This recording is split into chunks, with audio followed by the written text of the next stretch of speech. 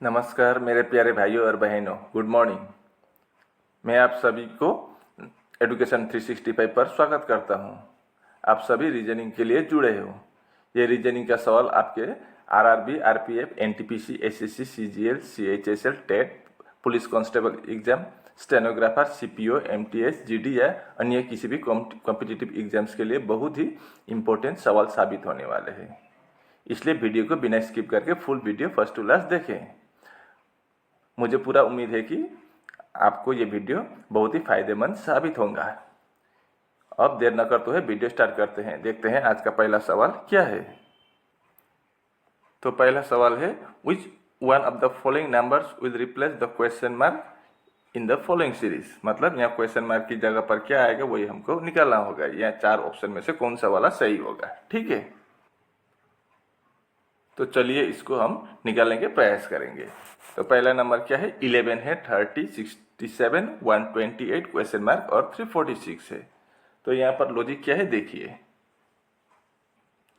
पहला नंबर है 11, तो 11 हम ऐसे भी बना सकते हैं, 2 क्यूब प्लस 3। 2 क्यूब का मतलब 8 होता है और प्लस 3 कर देने से 11 आ जाता है। ठीक है, अब अगला देखते हैं, 30 है। तो 30 को हम क्या करेंगे, 3 क्यूब प्लस 3 बना देंगे। 3 क्यूब का मतलब 27 प्लस 3, 30 हो गया। अब 30 हो गया। अब अगला क्या है, 67 है। तो 67 को हम 4 क्यूब प्लस 3 कर देंगे। 4 क्यूब का मतलब 64 प्लस 3, 67 आ गया। अब अगला 125 है। 125 को हम 5 क्यूब प्लस 3 कर सकते हैं। 5 क्यूब का मतलब 125 प्लस 3, 128, ये भी हो गया। तो अगला क्या बनाएंगे हम, 6 का क्यूब बनाएंगे। 6 क्यूब प्लस 3। एक मिनट में इसका कलर चेंज कर देता हूँ। 6 क्यूब प्लस 3, 6 क्यूब का मतलब कितना होता है, 216। 216 के साथ 3 प्लस कर देंगे तो 219 होगा।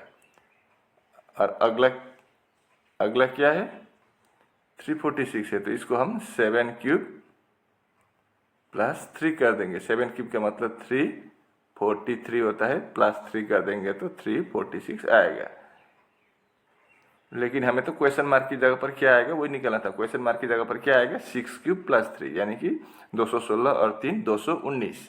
तो 219 किस ऑप्शन में है, आपका सी ऑप्शन में 219 दिख रहा है। तो आपका सी ऑप्शन सही जवाब होगा इस सवाल का। उम्मीद है कि आप इसको अच्छी तरह से समझ गए होंगे। अब देखते हैं अगला सवाल। A, B, C, D, E and F are sitting around a circular table facing towards the center।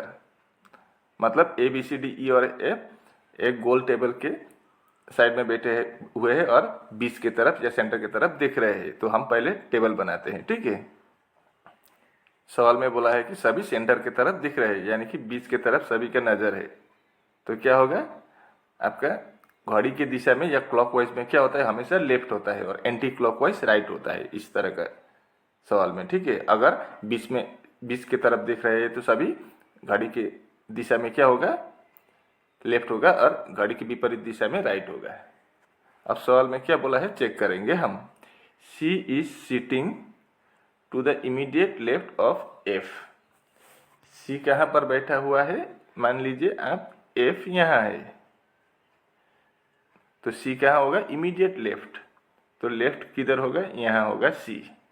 ठीक है, अब one person is sitting between D and ई।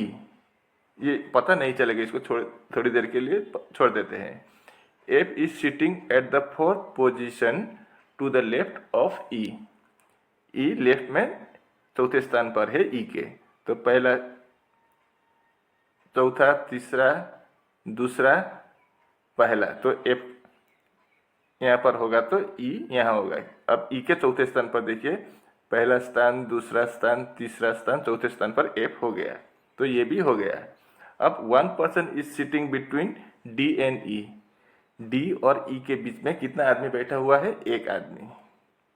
तो डी इधर होगा, ई यहाँ है तो डी यहाँ हो जाएगा। ठीक है,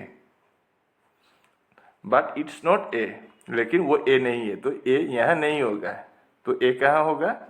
ए का स्थान यहाँ हो जाएगा। तो कौन एक छूटा है? बी, तो बी का स्थान यहाँ हो जाएगा। बस हो गया, हमारा बन गया। अब सवाल में क्या पूछा है? Who is sitting opposite to D? D के विपरीत में कौन है? तो डी के विपरीत में ऐसा होगा, तो यहाँ पर कौन है? डी के विपरीत में सी है। तो सी कहाँ पर है? आपका बी ऑप्शन में सी दिख रहा है, तो आपका बी ऑप्शन सही जवाब। सवाल में बोला है कि select the option that is related to the third letter cluster in the same way as the second letter cluster is related to the first letter cluster.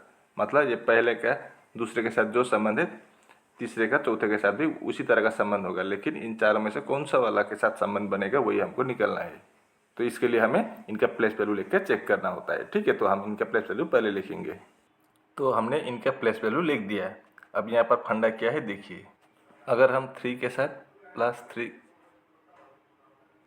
Plus three कर देंगे तो 3 + 3 6 होता है। 18 + 4 कर देंगे तो 22 होता है। 9 + 5 कर देंगे तो 14 होता है। मतलब +3 + 4 + 5, इधर 13 इधर 10, फिर -3 हुआ है। अगला 5 और 1 है तो -4, 19 है और 14 है तो -5। मतलब पहला 3 +3 + 4 + 5 और अंतिम का 3 -3 -4 -5। इस तरह का लॉजिक है यहाँ पर। ठीक है, अब हम ब्राइट का भी बनाने के प्रयास करेंगे। अब हम ब्राइट का भी बनाएंगे। ब्राइट का प्लेस वैल्यू लिख दिया है, तो 2 + 3 कितना होगा? 5 होगा। 18 + 4 22 होगा, और 9 + 5 14 होगा। 7 - 3 4 होगा। 8 - 4 फिर 4 होगा, और लास्ट में 20 - 5 कितना होगा? 15 होगा। अब इनका प्लेस वैल्यू लिखेंगे हम। ई का मतलब 5 का मतलब ई होता है, और 22 का मतलब भी होता है, 14 का मतलब एन, 4 का मतलब डी, और 4 है डी, और लास्ट में क्या है? 15 का मतलब ओ, यानी कि ई भी एन डबल डी ओ, ये है। तो ब्राइट की जगह यहाँ पर क्या आ जाएगा? ई भी एन डबल डी ओ। ये किस ऑप्शन पर है? आपका पहले 1 नंबर ए ऑप्शन पर ही ये आंसर है, तो आपका ए ऑप्शन सही जवाब होगा। अब इस सवाल को देखिए, यहाँ पर क्या बोला है? Choose the odd one out. इन चारों में से कौन सा वाला विषम है वही हमको पता करना होगा। ये इतना हार्ड सवाल भी नहीं है। ये देखिए यहाँ पर क्या फंडा है। ये पहले वाला 1 नंबर के में देखिए 1 2 3 है, 1 2 3 है, 1 2 3 है, 1 2 3 4 है। मतलब ए ऑप्शन वाला, बी ऑप्शन वाला और सी ऑप्शन वाला में सेम टू सेम है इन तीनों का। ठीक है, मतलब इन तीनों का क्या है? 3 रूम है, या 3 बॉक्स है, बॉक्स के अंदर भी, लेकिन चौथा वाला के अंदर 4 है। तो आपका ओड कौन सा वाला होगा? आपका चौथा वाला ओड हो जाएगा, यानी कि ये वाला आपका ओड हो जाएगा। ठीक है, तो चौथा कहाँ पर है? आपका डी ऑप्शन में 4 है, तो आपका डी ऑप्शन सही जवाब होगा। ये सवाल देखिए, ये आपका ब्लड रिलेशन से है। Kishore had a brother named Rakesh. Kishore का एक भाई है राकेश। इस तरह का सवाल में सबसे पहले हम क्या करेंगे? मेल में हम प्लस देंगे और फीमेल में माइनस देंगे, तभी हमको आसान हो जाएगा बनाने के लिए। ठीक है, अब यहाँ पर बोला है Kishore had a brother named Rakesh. Kishore का एक भाई है, तो पहले हम किशोर बनाएंगे, KISH, इतना ही शॉर्ट में लिख देता हूँ। तो किशोर का एक, किशोर मेल है तो नाम से ही पता चल रहा है, तो उसका एक भाई है कौन? राकेश। RAK लिख देता हूँ शॉर्ट में, ये भी ब्रदर ही तो मेल ही होगा। Kishore had a brother named Rakesh. Vikram is the son of Dinesh. अब यहाँ से विक्रम का रिलेशन पता नहीं चलेगा, क्योंकि किशोर और राकेश के साथ अभी तक विक्रम का संबंध नहीं पता है। अब Vikram is the father of Kishore, अभी पता चला विक्रम क्या है? किशोर के पापा है। विक्रम किशोर के पापा है तो ये भी मेल होगा तो प्लस होगा। ठीक है, अब ये हो गया हमारा। अब विक्रम इज द फादर, ये भी हो गया।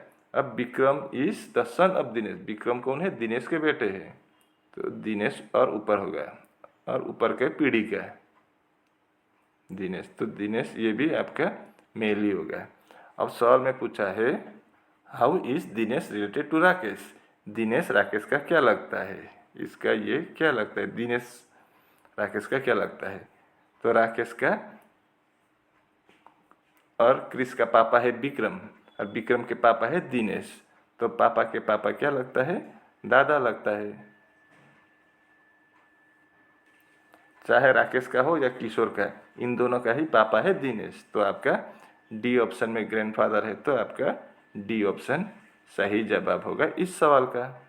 इस सवाल को देखिए, if 2 is added to each odd digit, अगर हम 2 जोड़ दें किसके साथ? ओड डिजिट के साथ, यानी कि विषम संख्या के साथ अगर हम 2 जोड़ दें और 1 घटा दें सम संख्या से, तो इस दिए गए संख्या से, तो हमारा जो नया नंबर बनेगा उसमें कितने ओड डिजिट होगा वही हमको निकालना है। तो सबसे पहले हम इनको कलर अलग अलग करके बना देते हैं, क्योंकि ओड और इवन को हम अलग अलग कलर कर देते हैं। ठीक है, अब हम +2 और -1 कर देंगे। यहाँ पर क्या बोला है? 2 is added to each odd digit, odd digit के साथ हमें क्या करना होगा? 2 जोड़ना होगा, तो ओड डिजिट यह पर 7 है, तो इसके साथ हम +2 कर देंगे। ये 1 भी ओड है तो +2, जो जो ग्रीन कलर का है वो हमने ओड को अलग कर दिया है ताकि समझने में आसान हो। और जो इवन है, इवन के साथ क्या करना होगा? 1 is subtracted from each even digit, 1 minus करना होगा इवन से। तो कितना क्या आता है अब हम देखते हैं। ठीक है, 7 + 2 9, 1 + 2 3, 8 - 1 7, 2 - 1 1, 5 + 2 7, 3 + 2 5, और 6 - 1 5। अब जो नए संख्या बने हैं उसमें कितने विषम संख्या है या ओड है वही हमको निकालना है। तो 9 ओड है, 3 ओड है, 7 भी ओड है, ये 1 भी ओड है, ये 7, 5 और 5 सभी का सभी ओड दिख रहा है। तो फिर 1 2 3 4 5 6 7, सातों का साथ हमारा ओड निकला है, तो आपका डी ऑप्शन में 7 है, तो हमारा डी ऑप्शन सही जवाब होगा। तो इस सवाल को देखिए, choose the set in which the numbers are related in the same way as the numbers in the following sets are related to each other. यहाँ पर जो लॉजिक से ये बना है सेम टू सेम लॉजिक से ये भी बना हुआ है, तो उसी तरह का लॉजिक इन चारों में से भी किसी एक में बना हुआ है, तो वही कौन सा वाला में बना हुआ है वही हमको पता करना होगा। ठीक है, तो क्या लॉजिक है यहाँ पर हम पहले उसको चेक करेंगे। तो हम पहला वाला देखते हैं, यहाँ पर क्या है? 12, 207 और 15। तो अगर हम 12 के साथ 15 को मल्टीप्लाई कर देंगे तो कितना होगा? 12 × 15 180 होगा। और अगर हम फिर 12 + 15 कर देंगे तो कितना होगा? 27 होगा। अब इन दोनों को जोड़ दें तो कितना? 702, यानी कि 207। अब अगला भी हम चेक करेंगे, यही लॉजिक है या कोई दूसरा ही लॉजिक है। अगला में क्या है? 14 के साथ हम 13 को मल्टीप्लाई कर देंगे, तो 14 × 13 कितना होता है? 182। अब 14 + 13 कर देंगे तो कितना होगा? 27। अब इन दोनों को जोड़ने पर कितना आएगा? 902, यानी कि 209। मतलब हमको लॉजिक पता चल गया है। अब उसी लॉजिक के तहत हम इन चारों को भी एक एक करके ट्राई करेंगे, तो हमारा आंसर जरूर निकल आएगा। अब हम ए ऑप्शन का चेक करेंगे, कितना है? 11 है इंटू 14 कर देंगे। 11 × 14 कितना होता है? 154। अब 11 प्लस 14 कर देंगे तो 25। अब इन दोनों को प्लस करने पर कितना आएगा? 5 प्लस 4 9, 5 प्लस 2 7, 1 का 1 179, लेकिन यहाँ पर 181 है तो आपका पहला ऑप्शन नहीं होगा। अब हम दूसरा ऑप्शन चेक करेंगे। अब दूसरा ऑप्शन में क्या है? 13 के साथ हमें क्या मल्टीप्लाई करना होगा? 15 को। तो 13 इंटू 15 कितना होता है? 195। अब 13 प्लस 15 फिर प्लस कर देंगे तो 28 हो गए। अब इन दोनों को प्लस कर देंगे तो 5 प्लस 8 13, 1 9 प्लस 2 11 प्लस 1 12, फिर 1 कैरी ओवर 2, यानी कि 223। यानी कि आपका बी ऑप्शन से हमारा आंसर मैच हो गया है। ठीक है, जिस लॉजिक से आपका ये सवाल में पूछा था उसी लॉजिक का हमारा बी ऑप्शन में भी सेम टू सेम है, तो आपका बी ऑप्शन सही जवाब होगा। ये रहा आपका सीलोप का सवाल। स्टेटमेंट में क्या बोला है? All canals are C. सभी कैनेल क्या है? सी है। ठीक है, ऑल कैनेल्स आर सी हमारा हो गया। अब दूसरा स्टेटमेंट में बोला है सम सीज आर रिवर्स। कुछ सी क्या है? रिवर है।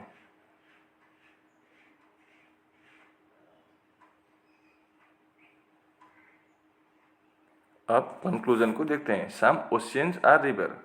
कुछ ओशियन, ये थोड़ा गलत हुआ है आपका, ये छोड़ दीजिए, आप पहला ऑप्शन को हटा दीजिए। ओशियन के साथ यहाँ पर संबंध ही नहीं है, ओशियन नहीं है। सम कैनेल्स आर रिवर। कुछ कैनेल्स रिवर है क्या? बिल्कुल नहीं। कैनेल्स और रिवर के साथ कुछ संबंध ही नहीं है। तो मान लीजिए आपका पहला सवाल भी गलत है, दूसरा भी गलत है, तो आपका आंसर क्या होगा? नाइदर कंक्लूजन 1 नॉट 2 फॉलोस हो गया। ठीक है, अब इस सवाल को देखिए। किसी एक कोड भाषा में मैप का कोड है 90 और बुक का कोड है 172, तो हमें ग्लोब का कोड निकालने को बोला है। तो मैप से कैसे 90 आया वो पहले हम चेक करेंगे। तो हमने इनका प्लेस वैल्यू लिख दिया, एम का 13, ए का 1 और पी का 16। अगर इनको प्लस कर देंगे तो कितना होगा? 3 + 1 4 + 6 10 0, 1 + 1 2 + 1 3, 30 होता है। लेकिन यहाँ पर 90 दिया है तो हम इसको इंटू 3 कर देंगे तो 90 आ जाएगा। ठीक है, अब हम बुक का भी चेक करेंगे।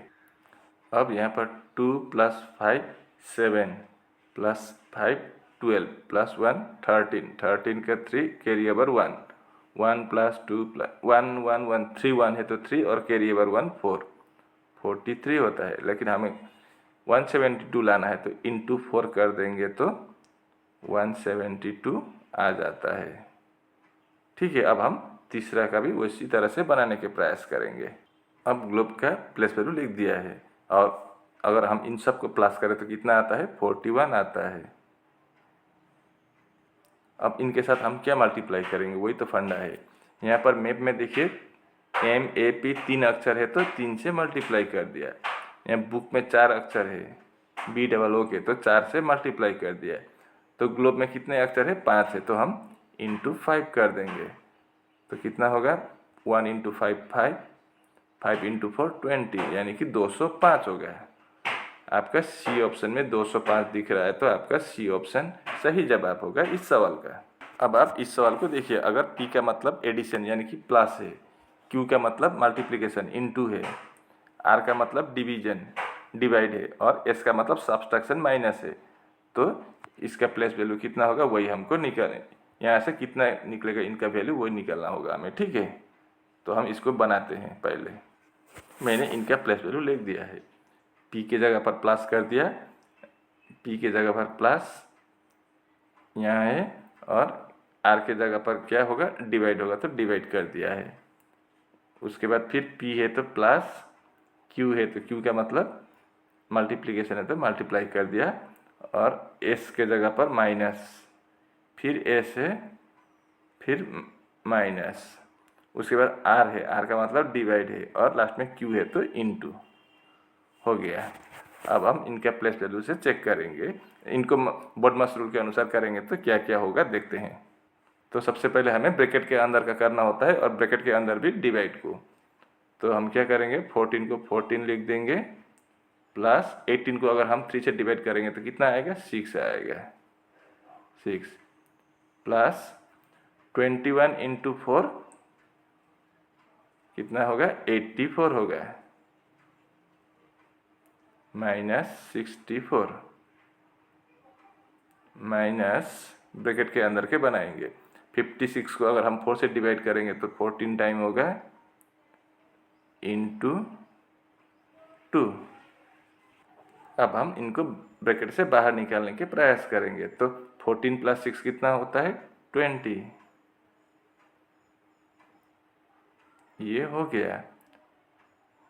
अब 84 माइनस 64 कितना होता है, 84 माइनस 64 20। इधर माइनस है तो माइनस 14 इंटू 2 28। अब 20 प्लस 20 कितना होगा, 40 होगा, और 40 माइनस 28 कितना, 12 होगा।